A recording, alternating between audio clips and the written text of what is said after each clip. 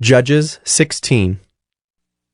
Samson went to Gaza, and there he saw a prostitute, and he went into her. The Gazites were told, "Samson has come here."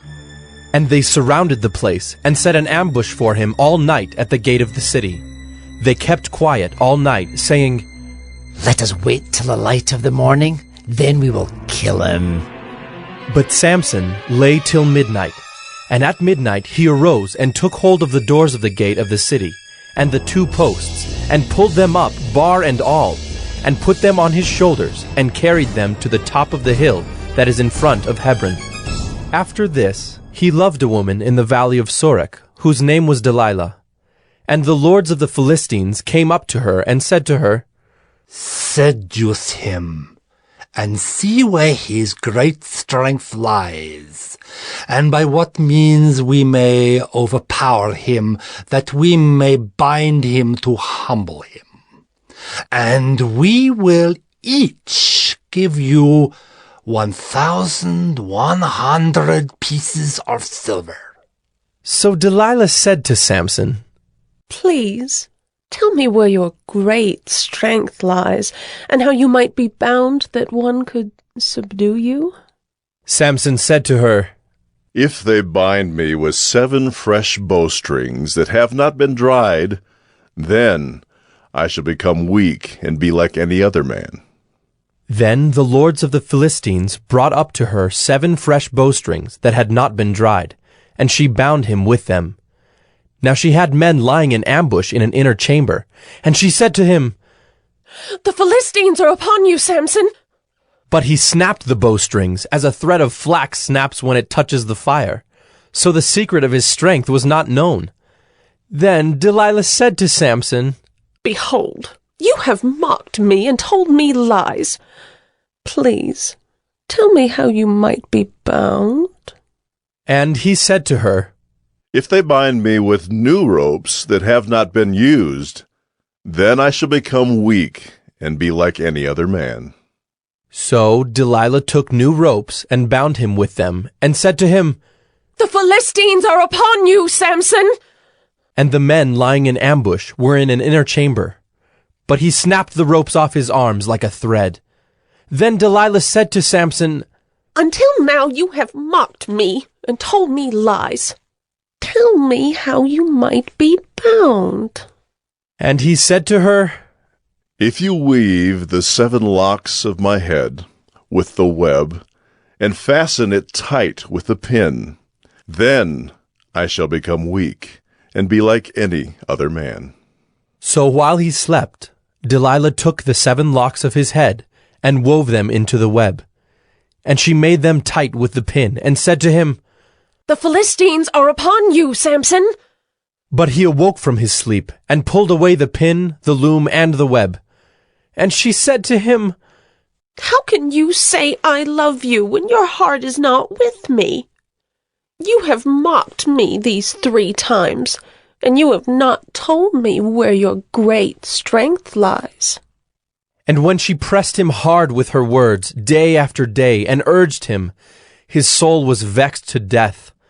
And he told her all his heart, and said to her, "A razor has never come upon my head, for I have been a Nazirite to God from my mother's womb. If my head is shaved, then my strength will leave me, and I shall become weak and be like any other man." When Delilah saw that he had told her all his heart, she sent and called the lords of the Philistines, saying, "Come up again, for he has told me all his heart." Then the lords of the Philistines came up to her, and brought the money in their hands. She made him sleep on her knees, and she called a man and had him shave off the 7 locks of his head. Then she began to torment him, and his strength left him. And she said, "The Philistines are upon you, Samson." And he awoke from his sleep, and said, "I will go out as at other times, and shake myself free." But he did not know that the Lord had left him. And the Philistines seized him, and gouged out his eyes, and brought him down to Gaza, and bound him with bronze shackles. And he ground at the mill in the prison.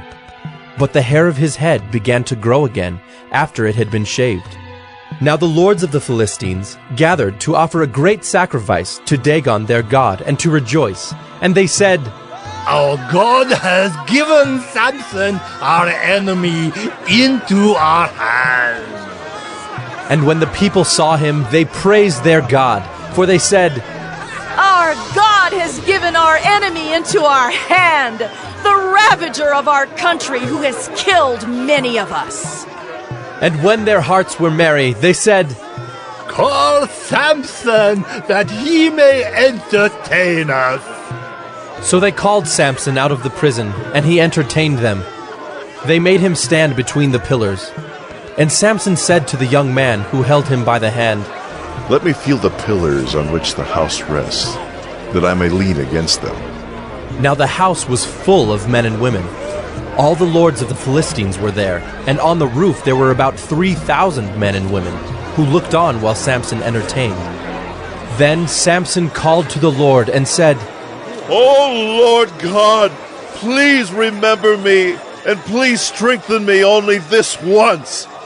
O God, that I may be avenged on the Philistines for my 2 eyes. And Samson grasped the 2 middle pillars on which the house rested, and he leaned his weight against them, his right hand on the one and his left hand on the other. And Samson said, Let me die with the Philistines.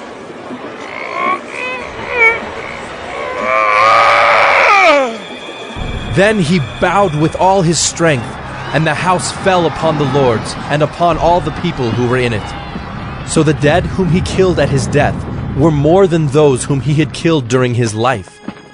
Then his brothers and all his family came down and took him and brought him up and buried him between Zorah and Eshtaol in the tomb of Manoah his father. He had judged Israel 20 years. Judges 17. There was a man of the hill country of Ephraim, whose name was Micah. And he said to his mother, The 1,100 pieces of silver that were taken from you, about which you uttered a curse, and also spoke it in my ears, behold, the silver is with me. I took it. And his mother said, Blessed be my son by the Lord. And he restored the 1,100 pieces of silver to his mother. And his mother said, I dedicate the silver to the Lord from my hand for my son, to make a carved image and a metal image. Now therefore I will restore it to you. So when he restored the money to his mother took 200 pieces of silver, and gave it to the silversmith, who made it into a carved image and a metal image. And it was in the house of Micah. And the man Micah had a shrine, and he made an ephod and household gods, and ordained one of his sons, who became his priest. In those days there was no king in Israel. Everyone did what was right in his own eyes. Now there was a young man of Bethlehem in Judah, of the family of Judah, who was a Levite, and he sojourned there. And the man departed from the town of Bethlehem in Judah to sojourn where he could find a place. And as he journeyed, he came to the hill country of Ephraim, to the house of Micah. And Micah said to him, Where do you come from? And he said to him, I am a Levite of Bethlehem in Judah, and I'm going to sojourn where I may find a place. And Micah said to him, Stay with me, and be to me a father and a priest, and I will give you 10 pieces of silver a year, and a suit of clothes, and your living. And the Levite went in. And the Levite was content to dwell with the man, and the young man became to him like one of his sons. And Micah ordained the Levite, and the young man became his priest, and was in the house of Micah. Then Micah said, Now I know that the Lord will prosper me, because I have a Levite as priest. Judges 18. In those days there was no king in Israel, and in those days the tribe of the people of Dan was seeking for itself an inheritance to dwell in, for until then no inheritance among the tribes of Israel had fallen to them. So the people of Dan sent 5 able men from the whole number of their tribe, from Zorah and from Eshtaol, to spy out the land and to explore it. And they said to them, Go and explore the land. And they came to the hill country of Ephraim, to the house of Micah, and lodged there. When they were by the house of Micah, they recognized the voice of the young Levite, and they turned aside and said to him, "Who brought you here? What are you doing in this place? What is your business here?" And he said to them, This is how Micah dealt with me. He has hired me, and I have become his priest. and they said to him, Inquire of God, please, that we may know whether the journey on which we are setting out will succeed. And the priest said to them, Go in peace. The journey on which you go is under the eye of the Lord. Then the 5 men departed and came to Laish, and saw the people who were there, how they lived in security, after the manner of the Sidonians, quiet and unsuspecting, lacking nothing that is in the earth, and possessing wealth, and how they were far from the Sidonians, and had no dealings with anyone. And when they came to their brothers at Zorah and Eshtaol, their brothers said to them, What do you report? They said, Arise, and let us go up against them, for we have seen the land, and behold, it is very good. And will you do nothing? Do not be slow to go to enter in and possess the land. As soon as you go, you will come to an unsuspecting people. The land is spacious, for God has given it into your hands, a place where there is no lack of anything that is in the earth. So 600 men of the tribe of Dan, armed with weapons of war, set out from Zorah and Eshtaol, and went up and encamped at Kiriath-Jearim in Judah. On this account that place is called Mahanadan to this day. Behold, it is west of Kiriath-Jearim. And they passed on from there to the hill country of Ephraim, and came to the house of Micah. Then the 5 men who had gone to scout out the country of Laish said to their brothers, Do you know that in these houses there are an ephod, household gods, a carved image, and a metal image? Now therefore consider what you will do. And they turned aside there, and came to the house of the young Levite at the home of Micah, and asked him about his welfare. Now the 600 men of the Danites, armed with their weapons of war, stood by the entrance of the gate. And the 5 men who had gone to scout out the land went up and entered and took the carved image, the ephod, the household gods, and the metal image, while the priests stood by the entrance of the gate with the 600 men armed with weapons of war. And when these went into Micah's house and took the carved image, the ephod, the household gods, and the metal image, the priest said to them, What are you doing? And they said to him, Keep quiet. Put your hand on your mouth and come with us, and be to us a father and a priest. Is it better for you to be priest to the house of one man, or to be priest to a tribe and clan in Israel? And the priest's heart was glad. He took the ephod, and the household gods, and the carved image, and went along with the people. So they turned and departed, putting the little ones and the livestock and the goods in front of them. When they had gone a distance from the home of Micah, the men who were in the houses near Micah's house were called out, and they overtook the people of Dan. And they shouted to the people of Dan, who turned around and said to Micah, What is the matter with you, that you come with such a company? And he said, You take my gods that I made and the priest, and go away? And what have I left? How then do you ask me, What is the matter with you? And the people of Dan said to him, Do not let your voice be heard among us, lest angry fellows fall upon you, and you lose your life with the lives of your household. Then the people of Dan went their way, and when Micah saw that they were too strong for him, he turned and went back to his home. But the people of Dan took what Micah had made, and the priest who belonged to him, and they came to Laish, to a people quiet and unsuspecting, and struck them with the edge of the sword, and burned the city with fire. And there was no deliverer, because it was far from Sidon, and they had no dealings with anyone. It was in the valley that belongs to Beth-rehob. Then they rebuilt the city and lived in it. And they named the city Dan, after the name of Dan their ancestor, who was born to Israel. But the name of the city was Laish at the first. And the people of Dan set up the carved image for themselves. And Jonathan, the son of Gershom, son of Moses, and his sons, were priests to the tribe of the Danites until the day of the captivity of the land. So they set up Micah's carved image that he made, as long as the house of God was at Shiloh. Judges 19. In those days, when there was no king in Israel, a certain Levite was sojourning in the remote parts of the hill country of Ephraim, who took to himself a concubine from Bethlehem in Judah. And his concubine was unfaithful to him, and she went away from him to her father's house at Bethlehem in Judah, and was there some 4 months. Then her husband arose and went after her, to speak kindly to her and bring her back. He had with him his servant and a couple of donkeys, and she brought him into her father's house. And when the girl's father saw him, he came with joy to meet him. And his father-in-law, the girl's father, made him stay, and he remained with him 3 days. So they ate and drank and spent the night there. And on the 4th day they arose early in the morning, and he prepared to go. But the girl's father said to his son-in-law, "Strengthen your heart with a morsel of bread, and after that you may go." So the two of them sat and ate and drank together.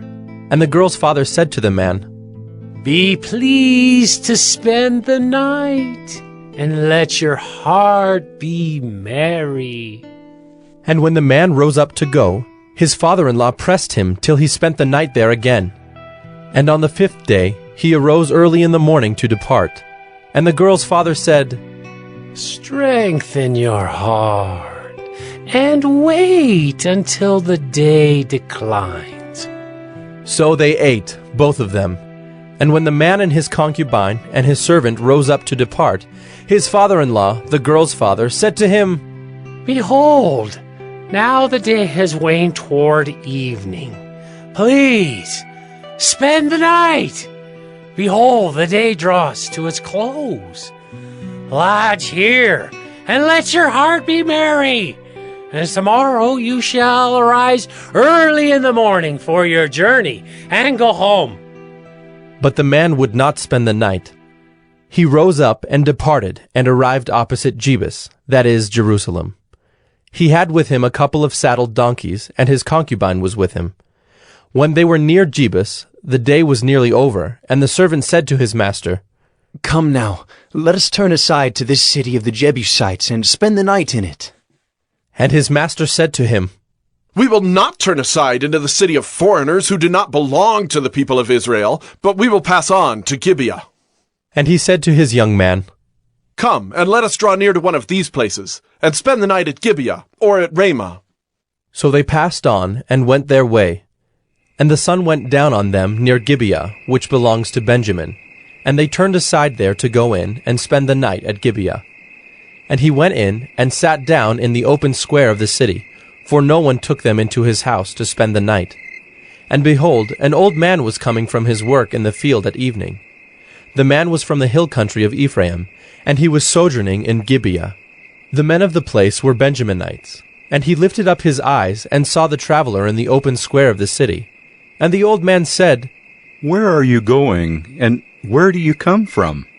And he said to him, "We are passing from Bethlehem in Judah to the remote parts of the hill country of Ephraim, from which I come. I went to Bethlehem in Judah, and I am going to the house of the Lord, but no one has taken me into his house. We have straw and feed for our donkeys, with bread and wine for me and your female servant and the young man with your servants. There is no lack of anything." And the old man said, "Peace be to you. I will care for all your wants, only do not spend the night in the square." So he brought him into his house, and gave the donkeys feed. And they washed their feet, and ate and drank. As they were making their hearts merry, behold, the men of the city, worthless fellows, surrounded the house, beating on the door. And they said to the old man, the master of the house, "Bring out the man who came into your house, that we may know him." And the man, the master of the house, went out to them, and said to them, "No, my brothers, do not act so wickedly. Since this man has come into my house, do not do this vile thing.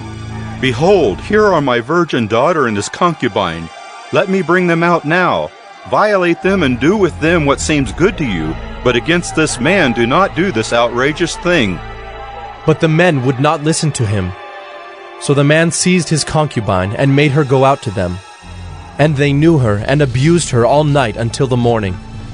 And as the dawn began to break, they let her go.